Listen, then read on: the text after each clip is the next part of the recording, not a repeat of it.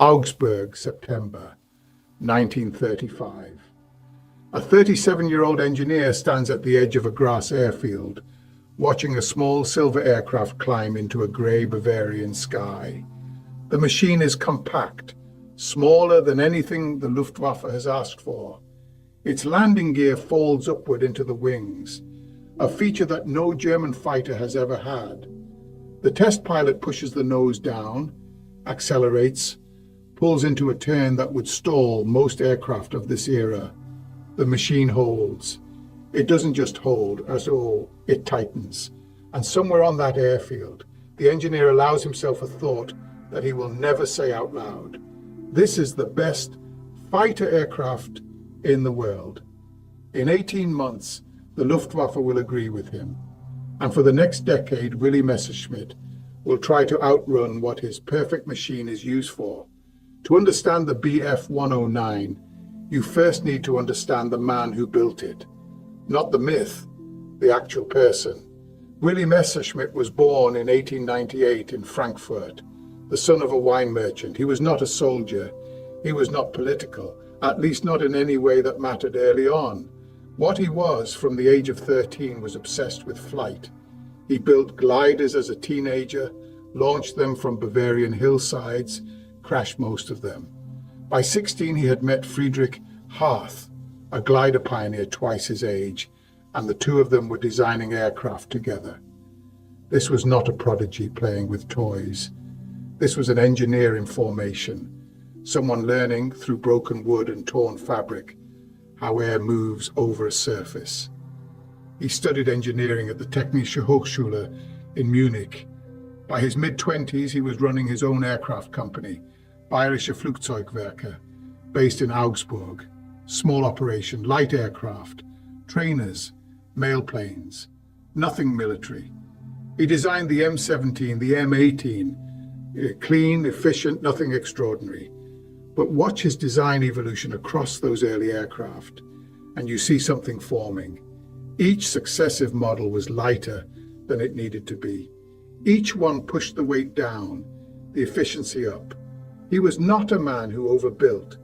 He was a man who looked at every structural member and asked, can I remove this? Can I make this thinner? Is this gram necessary? That instinct, that obsessive pursuit of minimum weight would become the defining characteristic of everything he built. And then he designed the M20. And the M20 changed everything. Not because it was brilliant, because it fell out of the sky. The M20 was a passenger aircraft. Lufthansa ordered it.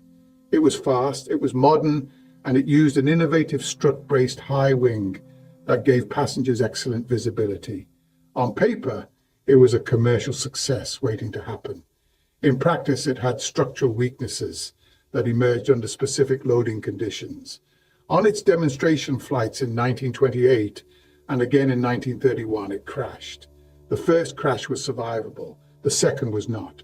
It took the life of Hans Hackmack, not just any test pilot, but a close friend of Erhard Milch.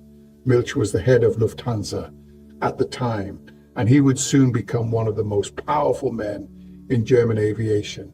He blamed Messerschmitt personally.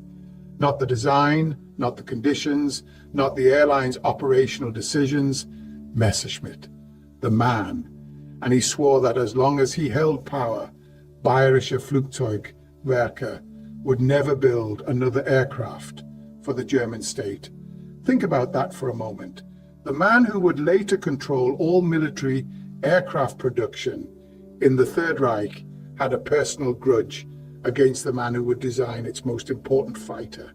This is not a footnote.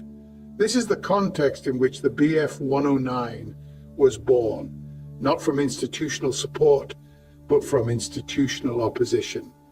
Messerschmitt built his masterpiece while the system was actively trying to shut him down. In 1933, the Nazis came to power.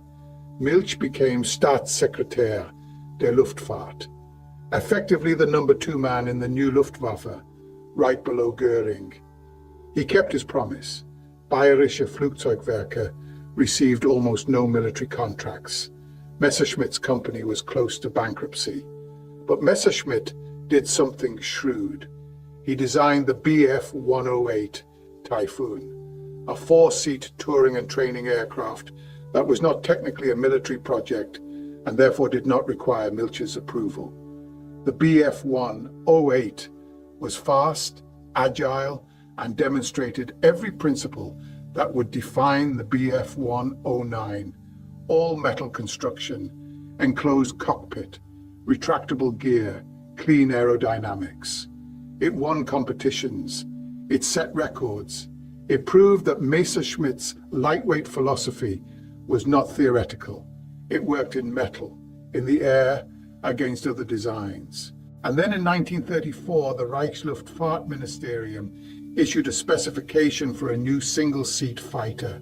4 companies were invited to compete: Heinkel, Arado, Focke-Wulf, and despite Milch's objections, Bayerische Flugzeugwerke. The invitation came not because the ministry trusted Messerschmitt, but because they needed a 4th competitor, and the Bf-108 had made it politically impossible to exclude him. He was filler, a number to round out the field. That is what Milch believed. It is not what happened. The competition asked for an all-metal monoplane fighter with retractable landing gear, an enclosed cockpit, and a maximum speed of at least 400 kilometers per hour. 4 prototypes arrived at Travemünde for evaluation in the autumn of 1935. The Arado R80 and the Focke-Wulf FW-159 were conservative designs, and it showed. The R80 had a fixed, non-retractable landing gear in its initial form. The FW-159 was a parasol monoplane, a configuration that already looked old. Neither was seriously competitive. The real contest was between 2 aircraft, the Heinkel He-112 and the Bf-109. Ernst Heinkel was one of the most respected names in German aviation. His company was larger, better funded, and better connected than Messerschmitt's struggling operation in Augsburg. The HE-112 was a beautiful aircraft. Conventional elliptical wing, wide track landing gear, spacious cockpit. The test pilots at Travemünde liked flying it. It was forgiving, predictable, easy to land. It was everything a fighter should be by 1935 standards. The wing was well proportioned, the controls were harmonized, the ground handling was excellent. Any competent pilot could fly the He-112 safely on the first attempt. It was the kind of aircraft that makes engineers proud and pilots grateful. Messerschmitt submitted something different, something that made test pilots uncomfortable on their first flight and obsessed by their third. The Bf-109 was small, deliberately, aggressively small. Where other designers started with the airframe and fitted an engine, Messerschmitt started with the engine and built the smallest possible airframe around it. The philosophy was simple and radical: minimum weight, minimum drag, maximum power-to-weight ratio. Every gram that could be removed was removed. The wing was small, dangerously small by the standards of the time. Wing area was just over 16 square meters, compared to roughly 22 for the Spitfire and nearly 24 for the Hurricane. Less wing area meant less lift at low speed, but it also meant less drag at high speed. The fuselage was tight around the engine and cockpit. There was no wasted space. A pilot climbing into a Bf-109 for the first time would notice immediately how close everything was. The canopy almost touching his head, the sidewalls almost touching his elbows. The whole aircraft looked like a dart. It flew like one too. And here's the part that changes everything. Messerschmitt understood something that most of his competitors missed. A fighter aircraft does not need to be stable. It needs to be maneuverable. Stability and maneuverability are, to a significant degree, opposites. A stable aircraft resists being moved out of its flight attitude. A maneuverable aircraft responds instantly to the pilot's input. The Bf-109 was designed to be slightly unstable, not dangerously so, but enough that it could change direction faster than anything else in the sky. The pilot was not fighting the aircraft to turn. The aircraft wanted to turn. The pilot was managing energy to compensate for the small wing, which gave high speed but poor low-speed handling. Messerschmitt added a feature that would prove to be one of the most significant innovations in fighter design: leading-edge slats. These were hinge panels along the front of the wing that deployed automatically when the aircraft slowed down or pulled high angles of attack. When the slat opened, it created a gap between itself and the wing surface. Air flowed through that gap, re-energizing the boundary layer over the top of the wing, delaying the stall. The pilot didn't have to do anything. The slats opened on their own when they were needed and closed on their own when they weren't. The result was an aircraft that could outturn heavier opponents at low speed without warning, because the slats gave it an effective angle of attack that conventional wings simply could not reach. Allied pilots in 1940 and 41 reported that Bf-109s seemed to hang in the air at impossible angles. They weren't hanging, they were flying with their slats deployed, operating in a flight regime that Spitfires and Hurricanes could not match without stalling. The British didn't fully understand the mechanism until they captured intact Bf-109s and examined the wing. The slats were not a secret. They were visible on the outside of every aircraft, but their aerodynamic significance was underestimated for years. There is a test report from the Royal Aircraft Establishment at Farnborough, dated 1941, that details the evaluation of a captured Bf-109E. The RAF test pilots noted the slat behavior with what can only be described as professional surprise. The report records that the aircraft maintained controllable flight at angles of attack that would have put a Spitfire into a full stall. The slats chattered, opening and closing rapidly at the boundary of their deployment speed, and this vibration was audible and felt through the airframe. German pilots were accustomed to it. Allied pilots who flew captured aircraft for the first time found it alarming. The machine was telling you it was at the edge, and then it didn't fall off that edge. It stayed there, still flying, still turning, still fighting. The engineering elegance of the system was in its simplicity. No hydraulic actuator, no pilot input, no gauge to watch. The airflow itself decided when the slats were needed. Aerodynamic pressure pushed them closed at high speed. Reduced pressure at high angle of attack allowed springs to push them open. The mechanism weighed almost nothing. It required almost no maintenance. It was, in Messerschmitt's own words from a post-war interview, the cheapest advantage I ever designed. Now, the engineering was brilliant, but engineering doesn't exist in isolation. It exists in production, in maintenance, in the hands of real pilots on real airfields. And the Bf-109 had a flaw that would haunt it for its entire operational life. The landing gear. On most fighters of this era, the Spitfire, the Hurricane, the P-51, the landing gear was mounted on the wings, wide track, stable on the ground, easy to taxi, easy to land. Messerschmitt made a different choice. He mounted the landing gear on the fuselage. The legs folded outward into the wings, but the attachment point was on the engine mount, not on the wing structure. This meant the wing could be removed as a single unit for maintenance and transport, a real advantage for field operations. But it also meant the track was narrow, very narrow. The wheels were close together. On a smooth concrete runway, this was manageable. On a grass field, a muddy strip, a frozen Russian airfield, it was a disaster. Bf-109s ground looped on landing.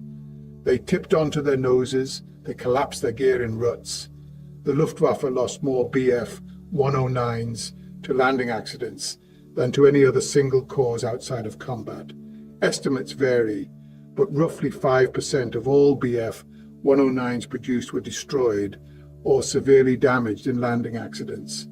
5% of 33,000 aircraft. Do the arithmetic. That's more airframes than many entire air forces operated during the war. Messerschmitt knew about the problem. The narrow gear was not an oversight. It was a deliberate trade-off. Wing removability versus ground stability. He chose wing removability. The logic was sound from a logistics perspective.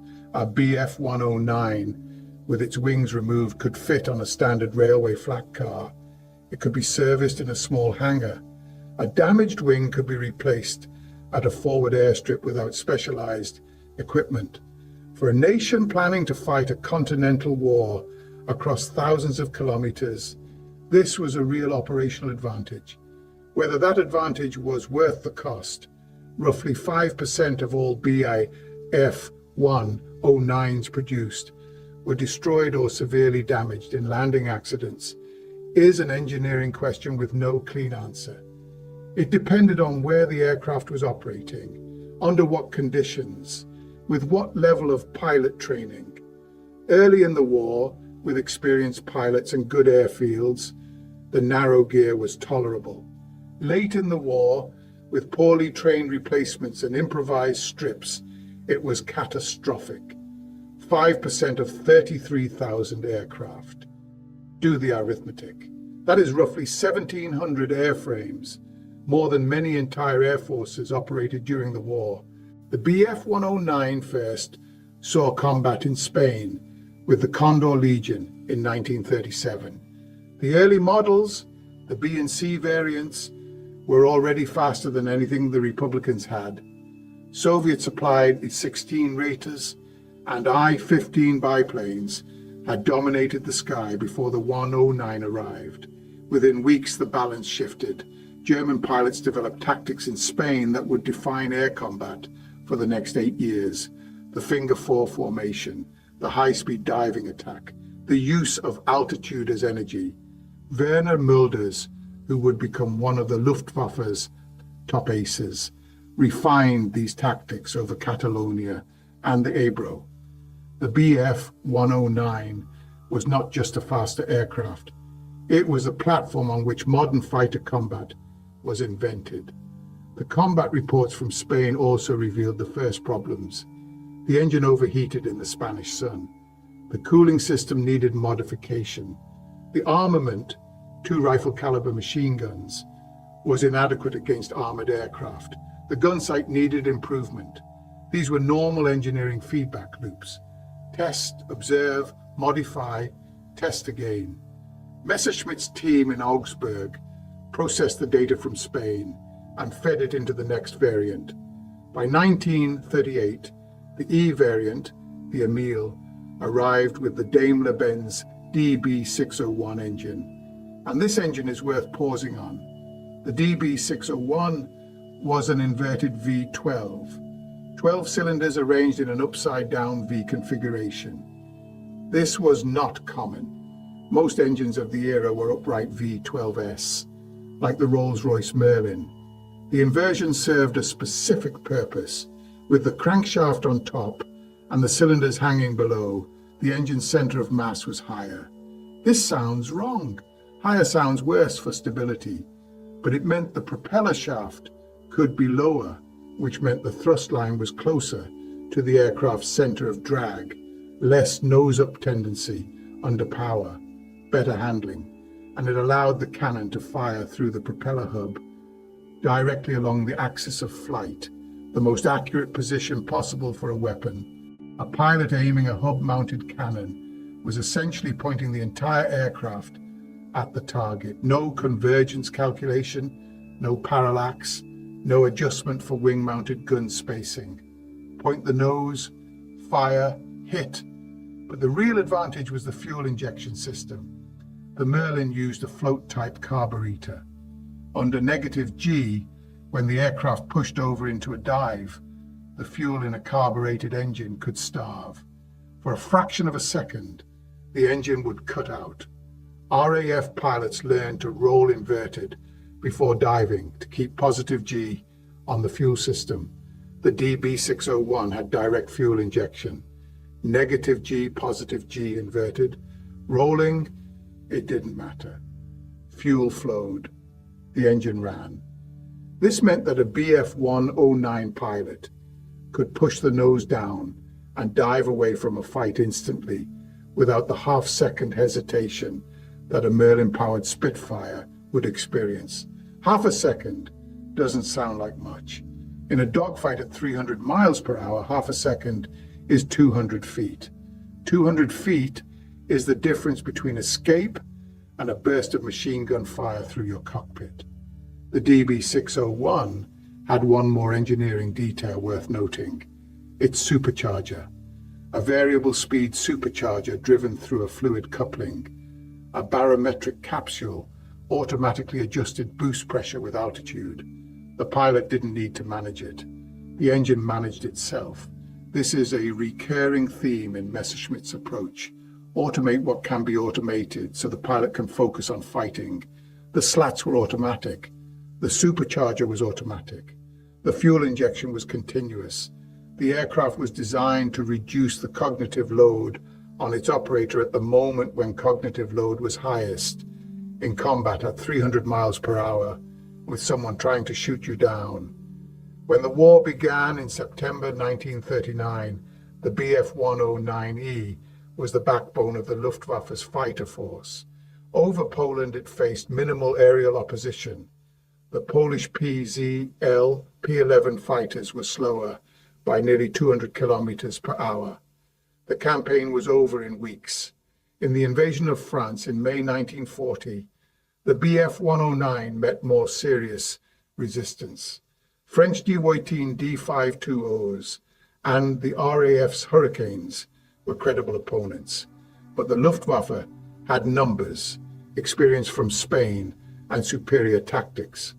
The Bf-109 pilots, who had learned the finger four formation over the Ebro, now applied it over the Meuse. France fell in 6 weeks. By June 1940, the Bf-109 had helped conquer Western Europe, and Milch, the man who had tried to prevent Messerschmitt from ever building a military aircraft, was now overseeing the production of thousands of them. In the Battle of Britain, the Bf-109E was, by most objective measures, comparable to the Spitfire Mark I. The Spitfire turned slightly better in a sustained horizontal turn. Its larger wing gave it lower wing loading and a tighter radius. The Bf-109 dived faster, climbed better at altitude, and had a higher roll rate. In a vertical fight, climbing, diving, rolling, the 109 had the edge. In a horizontal turning fight, the Spitfire had it. Good pilots on both sides knew this and fought accordingly. Bf-109 pilots tried to keep the fight vertical. Spitfire pilots tried to drag it horizontal. The aircraft were close enough in performance that the outcome of most engagements came down to who saw whom first, who had the altitude advantage, and who made the first mistake. But the real difference was not the aircraft, it was the mission. The Bf-109 was operating at the limit of its fuel range over southern England. Pilots had roughly 10 minutes of combat time over London before they had to turn for home or ditch in the Channel. 10 minutes. A pilot who got drawn into a prolonged dogfight was a pilot who might not make it back to France. The Spitfire was fighting over its own territory. An RAF pilot who bailed out could be back in the air the same afternoon. A Luftwaffe pilot who bailed out was a prisoner of war. The engineering was close to equal. The geography was not. And geography in this case was decisive. As the war progressed, the Bf-109 evolved. The F variant, the Friedrich, arrived in 1941. Cleaner aerodynamics, a redesigned cowling, improved handling. The wingtips were rounded, the supercharger intake was reshaped. The gun arrangement was simplified to a single engine-mounted cannon and 2 cowl machine guns. Many pilots considered the F the best flying variant of the entire line. It was the version that Luftwaffe aces on the Eastern Front preferred, light enough to dogfight Soviet Yaks and Lags fast enough to disengage when outnumbered, and they were almost always outnumbered. On the Eastern Front, the Bf-109 fought a different war. The distances were enormous. The airfields were improvised. The weather ranged from blistering summer heat to -40 in winter. The narrow landing gear became a serious liability on frozen, rutted fields. Ground crews stuffed rags into engine cowlings overnight to keep the oil from freezing. They heated engines with blowtorches before dawn starts. The aircraft was designed for Bavarian conditions, for concrete runways and temperate weather. It was being operated in conditions that would have challenged any machine. And yet the Bf-109F, in the hands of experienced pilots, maintained air superiority over the Eastern Front through 1941 and most of 42. It was not until the Soviets fielded the Lu-5FN and the Yak-9 in numbers that the balance began to shift. Then the G variant, the Gustav, from 1942. More power, more weight, more guns. The DB605 engine gave roughly 1,400 horsepower, up from the DB601's 1,100. But the extra power came with extra weight, and the weight brought handling penalties. The Gustav could carry additional armament, underwing cannon pods, rockets, bombs, turning a fighter into a multi-purpose platform. Pilots noticed the early lightness, the responsiveness, the feeling of flying a dart. It was fading. The aircraft was becoming a workhorse, still effective, but the elegance was being engineered out of it, replaced by brute capability. This is a pattern that repeats across engineering history. A design born from vision becomes a platform managed by committee. Features are added, weight accumulates, the original philosophy is diluted by operational demands. And yet, the Gustav was the aircraft that Erich Hartmann flew to 352 confirmed aerial victories, the highest score of any fighter pilot in history, a record that will almost certainly never be broken. Hartmann didn't like the Gustav. He called it heavy. He preferred the Friedrich, but he flew the Gustav because that was what was available, and he adapted his tactics to the machine. He didn't dogfight. He dove from altitude, fired a short burst at close range and climbed away. One pass, one kill, disengage. The Gustav's strengths, speed in a dive, climb rate, firepower, suited this tactic perfectly. Its weaknesses, poor sustained turn, heavy controls at low speed, never came into play because Hartmann never let the fight reach that phase. The pilot adapted to the machine. The machine did not adapt to the pilot. That is the mark of a design that still has something fundamental right, even when the elegance has been compromised. The K variant, counters the Kurfürst, arrived in late 1944. It was the fastest of the line, approaching 700 kilometers per hour in level flight with the DB605 engine at emergency power settings that would burn out the engine in minutes. It carried heavier armament, the Mk108 30mm cannon that could tear a heavy bomber apart in 3 hits. On paper, it was formidable. In practice, it was flying in a sky where Allied fighters outnumbered Luftwaffe aircraft 10-1, where fuel was rationed to the point that new pilots received less than 10 hours of flight training before being sent into combat, where the airfields were being bombed daily and the supply chain had disintegrated. There is a particular cruelty in this phase of the Bf-109 story. The machine was by late 1944 better than it had ever been, faster, more powerful, more lethal, and it was being flown by pilots who didn't know how to handle the narrow landing gear, who had never practiced instrument flying, who had never fired their guns at a real target before their first combat mission.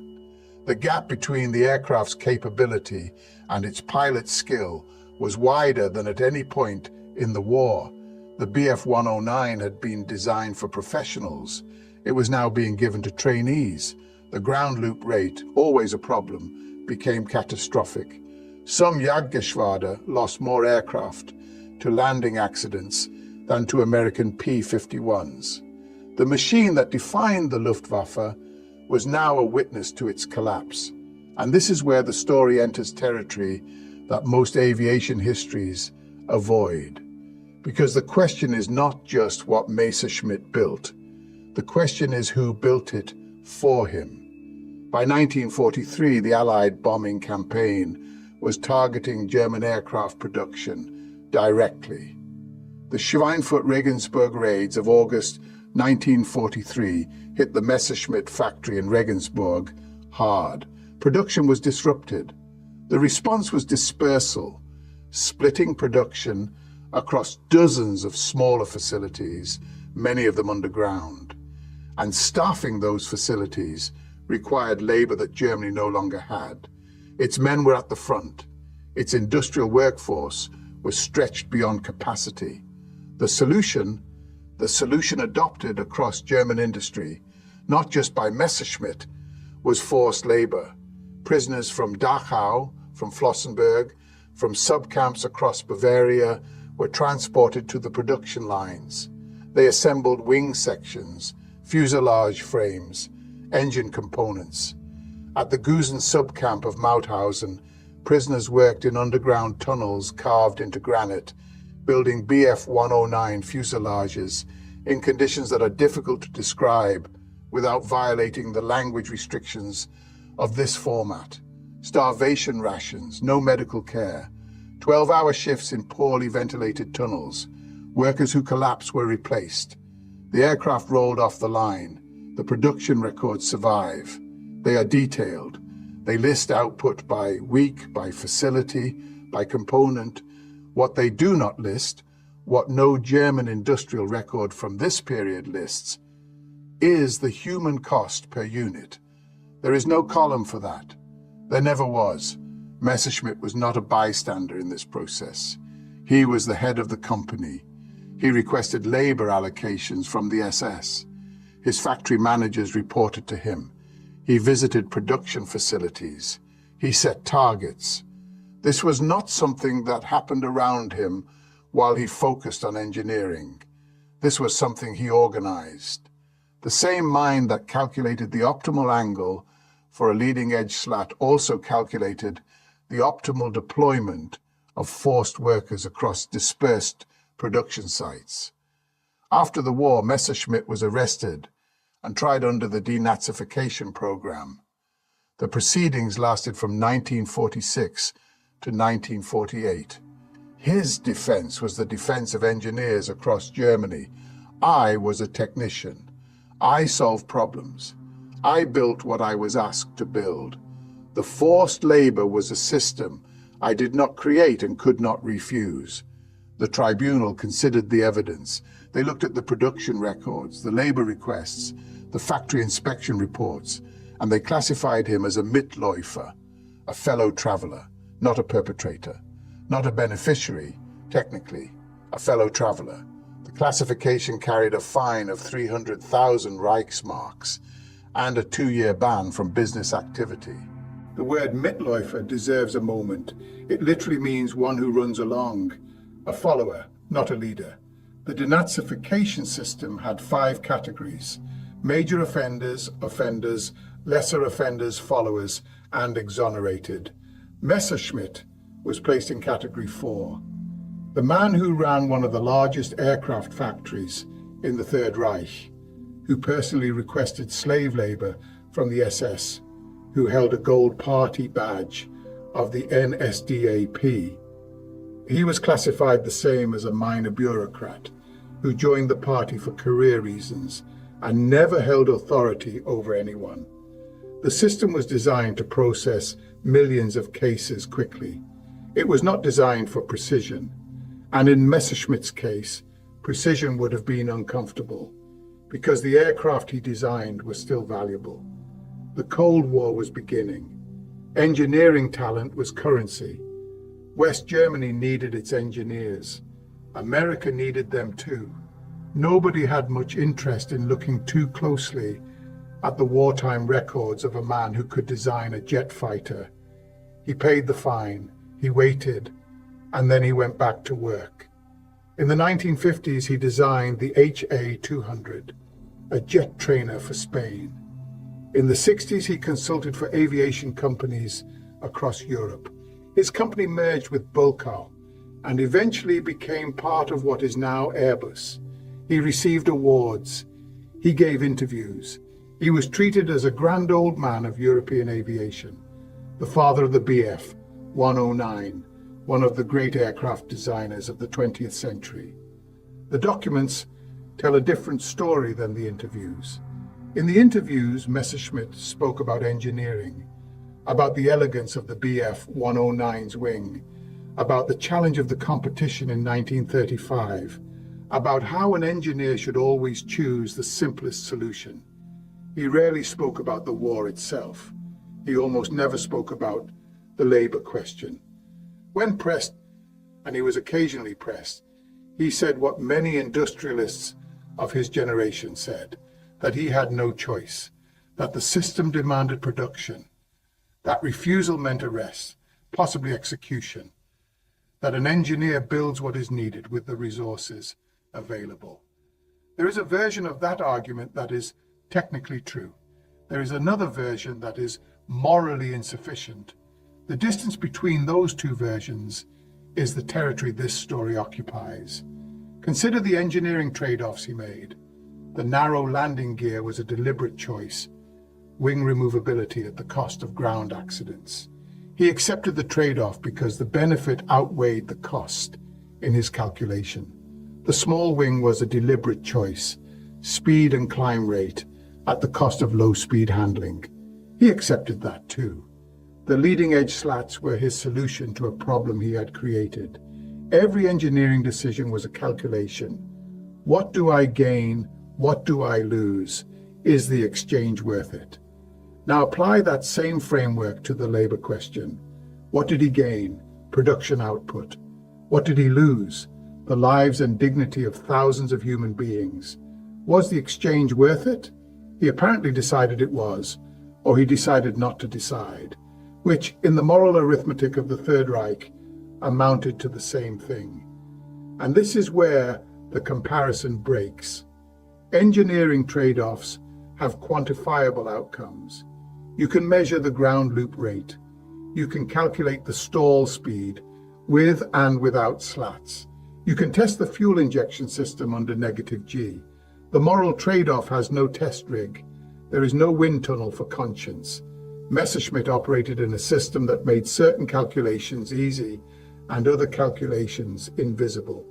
The production numbers were visible. The labor conditions were visible too, but they were categorized differently. They were filed under a different heading. And the man who could see the aerodynamic significance of a 3 millimeter gap between a slat and a wing surface chose not to see the significance of what was happening on his own factory floor. The Bf 109 remained in service with several air forces into the 1960s. Spain flew them. Hispano Aviación built them under license as the HA-1112 Buchon, eventually replacing the DB-605 with a Rolls-Royce Merlin engine. The irony of that particular modification, a Messerschmitt airframe powered by its greatest rival's engine, was not lost on the engineers who performed it. Finland flew Bf 109Gs until the early 50s. And Israel, in its War of Independence in 1948, flew a Czech-built variant, the Avia S-199. The Czechs had assembled them from leftover parts in former German factories, fitting them with Junkers Jumo 211 bomber engines, because no DB-605s were available. The result was an aircraft that handled poorly, was difficult to land, and was mechanically unreliable. Israeli pilots called it the Mezek, the mule, but it was the only fighter they had, and they flew it into combat against Egyptian Spitfires. A German fighter built in a Czech factory from leftover Nazi parts, flown by Jewish pilots against British-designed aircraft operated by an Arab air force. The history of the Bf 109 does not simplify with distance, it complicates. Today, a handful of original Bf-109s survive in museums. The Deutsches Museum in Munich has one, AG-2, restored to wartime condition, suspended from the ceiling of the Aviation Hall. The RAF Museum in London has one, captured, tested, kept. The National Air and Space Museum in Washington has one. The Messerschmitt Foundation in Germany maintains archives, photographs, original drawings. Aviation enthusiasts restore flyable examples at enormous cost. A flying Bf-109 is worth several $1 million on the warbird market. Visitors stop in front of them and read the placard. Messerschmitt, Bf-109, the most produced fighter in history. Over 33,000 built.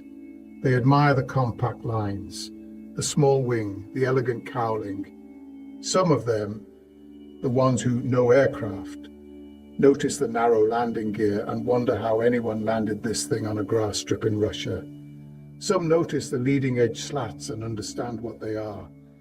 Very few of them think about who built it, not who designed it, who physically assembled it, whose hands riveted those wing panels together in underground tunnels in Austria while the ventilation failed and the guards watched.